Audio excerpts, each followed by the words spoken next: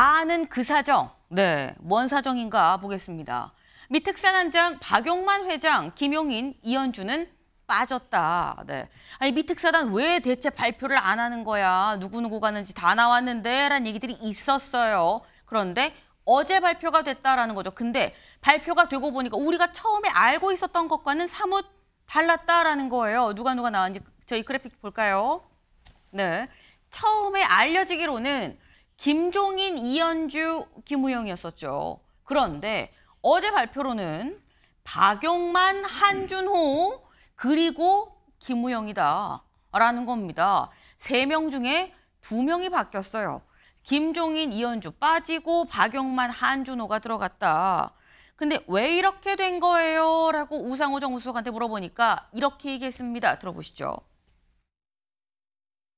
박용만 회장님으로 바뀌게 된 그 배경이나 재반 사정을 좀 어떤 배경으로 그런 좀 교체라고 해야 될까 있었는지 말씀해 주시면 감사하겠습니다. 네, 여러분이 잘 알고 있는 그 사정 때문에 그렇게 됐습니다. 네, 바뀐 배경이 뭡니까? 라고 물었더니 네, 여러분이 잘 알고 있는 그 사정 때문에 그렇게 됐습니다. 윤영걸 대표님, 네. 그 사정이 어떤 사정입니까? 뭐 김종인 전 비대위원장을 대미 특사로 내정을 했잖아요. 네. 네.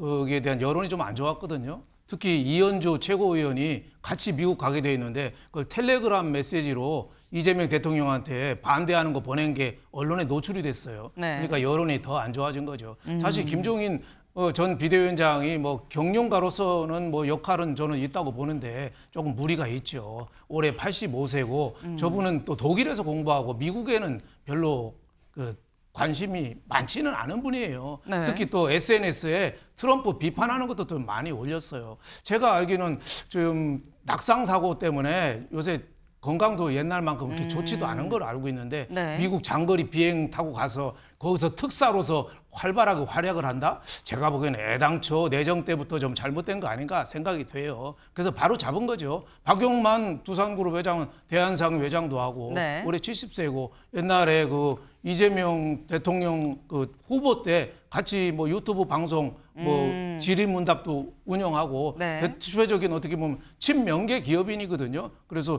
뭐 대한상회 회장 경력으로 해서 저는 활동을 할 수 있으리라고 봐서 뭐 결국은 잘 된 거 아닌가 뭐 이런 생각이 좀 듭니다. 네, 지금 말씀 중에 살짝 나왔죠. 여러분이 아는 그 사정이 무슨 사정이냐? 이현주 최고위원의 어느 문자 사건 그런 게 있었어요 라는 얘기인 거예요. 대체 그 문자가 어떤 문자였는지 좀 보겠습니다. 최고위 회의 중에 문자를 지난 9일 보냈었어요. 그래서 뭘 보냈나 봤더니 이재명 대통령한테 보내는 문자였습니다. 특사 관련 형식적으로 다녀와도 되지만 그보다 성과를 낼 수 있게 최선을 다하겠습니다. 여기까지 좀 원론적으로 볼 수 있는데 다만 김종인 위원장은 신뢰하기 어려운 분인데 통께서 왜 이 민감한 한미 협상에 이분을 쓰시나요? 라는 취지로 문자를 보내다가 이 기자들한테 포착이 됐다라는 거죠. 근데 여기에 대해서 김종인 비대위원장도 상당히 좀 마음이 좀 상했던 것 같다라는 생각이 듭니다. 이렇게 얘기했거든요. 들어보실까요? 최고위원이 무슨 대통령한테 뭐 텔레그램으로 어쩌고 저쩌고 얘기했는데 내가 그 최고위원이 어떤 사람인지도 잘 알아요. 텔레그램으로 문자를 보내고 하는 그런 소행 자체가 내가 보기에는 납득이 가지 않는 거예요. 너무 잘하는 사람이에요. 민주당의 비대위원장 할 적에서부터 2016년 그 무렵에서부터 내가 그 사람 후원 회장도 한 7년 가까이 해줬던 사람이야. 나한테 좀 불만이 많으니까 그렇게 된 사람이지 뭐. 네, 최창길 교수님. 지금 보면은 이현주 최고위원 후원 회장도 내가 7년이나 해줬는데 왜 그런 문자를 보내고 그래? 내가 가면 가는 거고 안 가면 안 가는 거지. 지금 이렇게 얘기를 하고 있거든요. 근데 이현주 의원이 아마 그 당의 여러 가지 여론을 봤을 거예요. 아마 자기 생각만은 아니었을 겁니다. 아마 김종인 위원장이 사실 여야를 넘나들었잖아요. 좋게 볼 수 있어요. 중도적이죠. 보수 진보를 막론하고. 그래서 아마 이제 이재명 대통령도 특사로 이제 생각을 했던 것 같은데. 네. 당내에서 반대가 많았던 걸로 알고 있어요. 아마 이현주 의원이지만 그걸 대표한 것 같은데 이현주 의원도 그래요. 저런 얘기를 굳이 대통령에게 저렇게 얘기할 필요가 있어요. 본인도 빠진 거 아닙니까?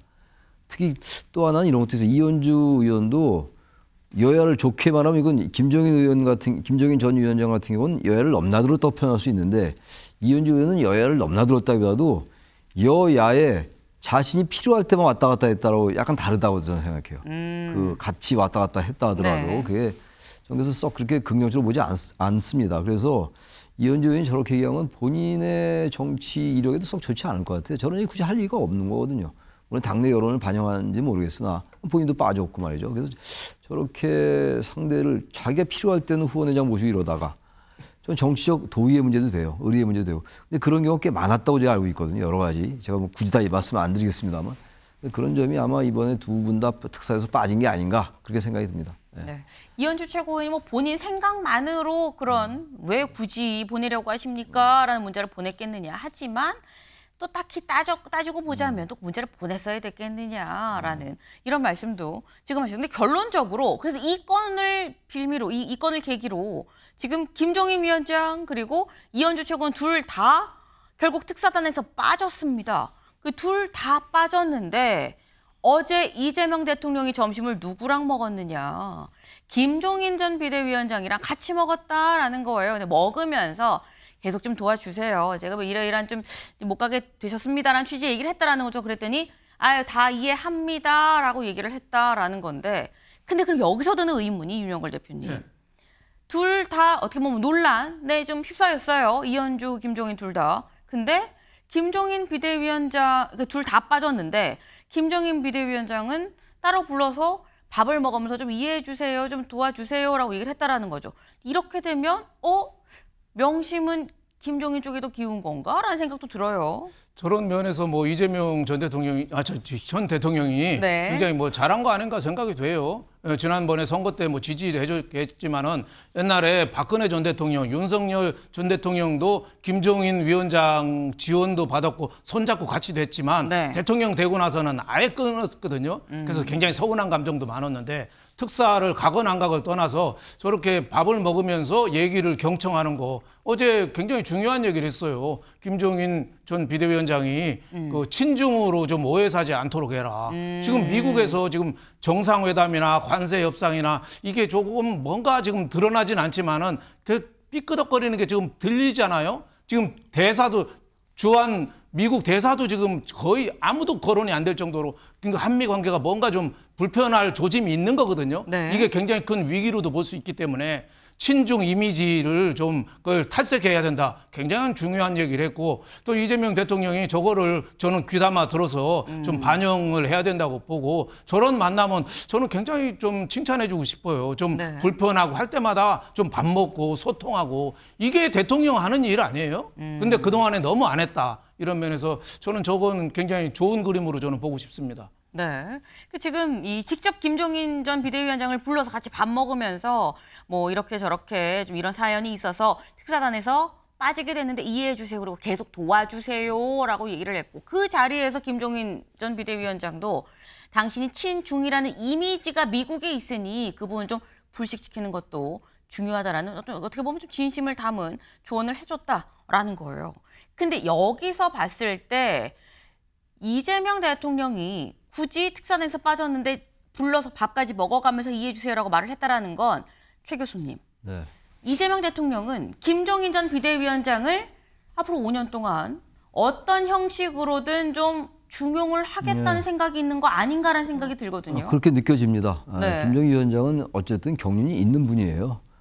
보수 진보 할 거 없이 상당히 역할을 많이 했죠. 여야 보수 진보 정당들이 위기에 처할 때 그만큼 여러 가지 정치적 경험 경륜이 있는 겁니다. 그거 인정해야 돼요. 이재명 대통령이 저런 게 저도 윤 대표님 말씀에 동의하는 게 네. 이게 빠진 건데 저렇게 딱 불러서 같이 밥을 먹고 이해도 구하고 양해도 구하고 소원할 수 있으니까 소원할 수 있잖아요. 맨 처음에 내정됐다가 그런 부분을 다독거리는 거. 저런 게 리더십이에요. 저런 게 통합의 리더십이고 협치의 리더십이고 소통의 리더십인데 제가 볼 때 아마 이재명 대통령으로서는 지금 뭐 실용적 시장 정부 표방했고 어쨌든 중도 보수 표방했고 말이죠. 이런 식으로 가고 있는 거 아니겠어요 지금? 네. 그 마지막에 청문회 오늘 얘기는 전혀 안 나오는데 청문회 결과가 어떻게 나올지 모르겠습니다만 이 장관 임명이 어떻게 될지 모르겠으나 아무튼 그런 행보를 하면서 김정일 위원장 같은 분을 배제할 이유가 전혀 없는 거죠.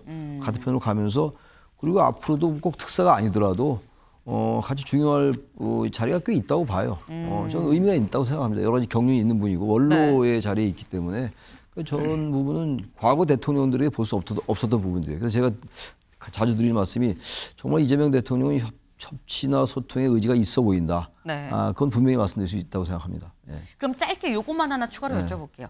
이현주 최고위원과도 밥을 먹었을까요? 그렇지 않았을 것 같아요. 왜냐하면 굳이 이현주 최고위원까지 밥을 먹게 되면 왜냐하면 그렇게 되면 지금 김정희 위원장과 이현주 의원은 지금 불편한 관계잖아요. 이현주 의원이 이현주 최고가 김정희 위원장은 안 됩니다라고 얘기한 거 아닙니까?